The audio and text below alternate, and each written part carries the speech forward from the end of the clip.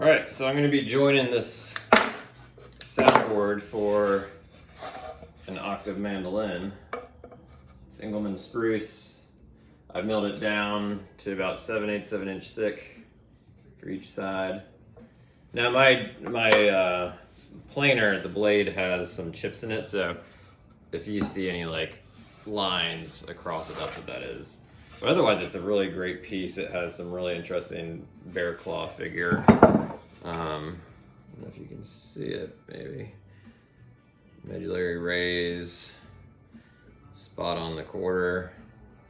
So, really great tap tone. So anyway, this is about joining the two pieces so I can then cut it out to the body shape and then start carving. So what I've done, and like I said, I've milled it down to 7/8 inch thick, and then I've clamped the two pieces together just with these spring clamps. And when I do that, I try to clamp about 1 inch up from the surface I'm going to be joining. So, and make sure what you're clamping, the surface you're clamping them together on, make sure it's flat and level so that the each half are clamped together nice and level. And I kind of just press down on each just to make sure it's nice and set, make sure the clamps are good. And then what I always do is it's good to just kind of eyeball it. And again, use your senses, use your fingers, your eyes. Sometimes I'll close my eyes and just feel along where the piece is, and that kind of tells me more than just seeing it. So these feel like they're clamped together how they need to be. What I then do is, this is the joint, so I'll just take a pencil and I'll kind of just scribble along each, and that just serves as a good reference as far as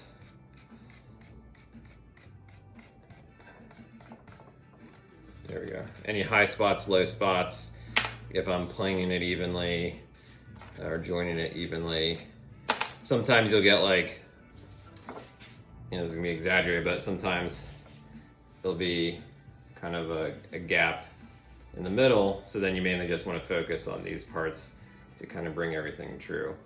So I've already done this next step, but what I would do is I go to the joiner. I just have a small benchtop joiner. It's nothing too elaborate, and I kind of run it through, kind of being aware of my pressure as it's passing over the joiner, and I kind of do two or three light passes and make sure that all the pencil marks are pretty close to being gone. What I'll then do is I come to the workbench and I'll clamp it tight there, make sure that these clamps are still in place, and I'll actually put new pencil markings. You want to use, if you're going to use the pencil method, I use a super soft lead. If you use a super hard lead, it's actually going to leave an indentation, and then you have to get rid of that, so that's extra work. What I'll also do now is I will kind of just hold a square, any flat reference surface up, and I'll just kind of go the length. Again, I'm just kind of collecting visual information about any high spots, low spots, making sure the complementary angle of the two halves are even throughout. And then I'll also do it this way too. And I like to get at minimum 3 different spots just to kind of get a good idea, and it doesn't look too bad. So what I'll then do, actually come up a little bit.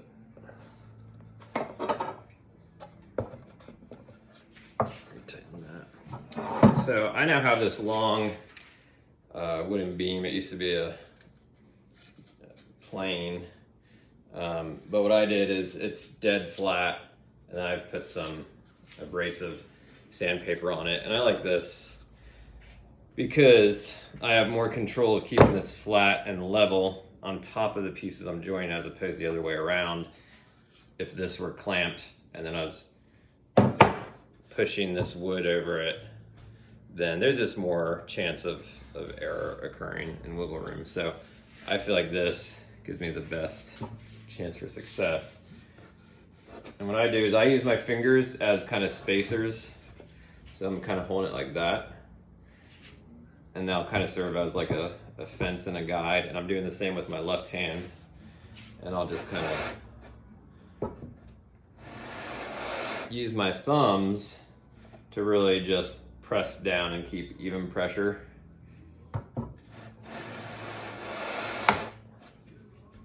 As I do this, you don't want to go back and forth, or I don't, because I feel like that you're not as in tune to what's actually happening underneath. I like to do just one direction and one pass at a time, and then lift up. And you could, since this piece is long enough, you could do that, but I just like to be more in control of the pressure I'm applying. I feel like when you're doing the back and forth like this, you know, it's a little bit more of a rocking motion, and I don't want to inadvertently create kind of a bow shape. So I'll basically do this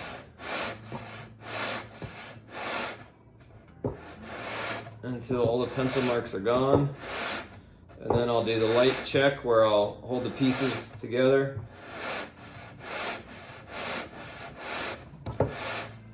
So when I'm doing this, when I'm coming back, I'm actually slightly lifting this board up. So I'm not also removing wood on the back pole, only on the forward.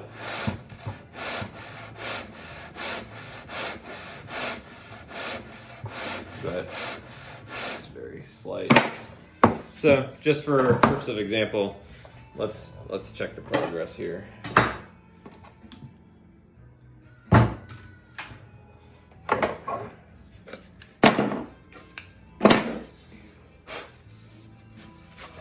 Put down a table.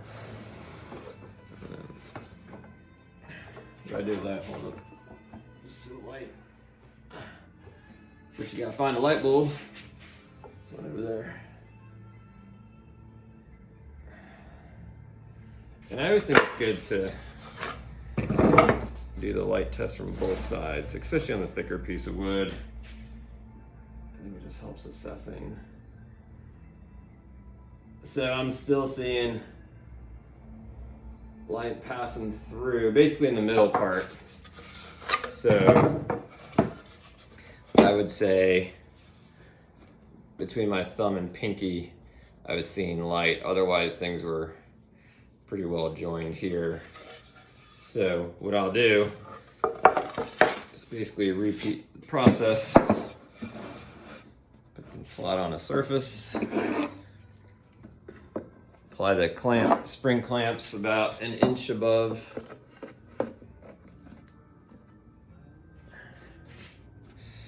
Flip it over. Put it back in the up here. And then I'll get a pencil again and scribble fresh lines. So now that I have some information about, you know, there was kind of a low spider gap in the middle, I'm mainly going to apply my pressure from my leveling board. I'm basically going to focus on either end of the wood. And then I'm going to do that, focus on each end, and then do some clean pass over the whole thing. And then I'm going to check again with the light test. So, and I'm basically going to repeat this process and those steps over and over until it's joined appropriately. And then I'll clean everything off with mineral spirits or naphtha, make sure everything's nice and clean, and then I'll glue it up with pipe clamps and and keep moving.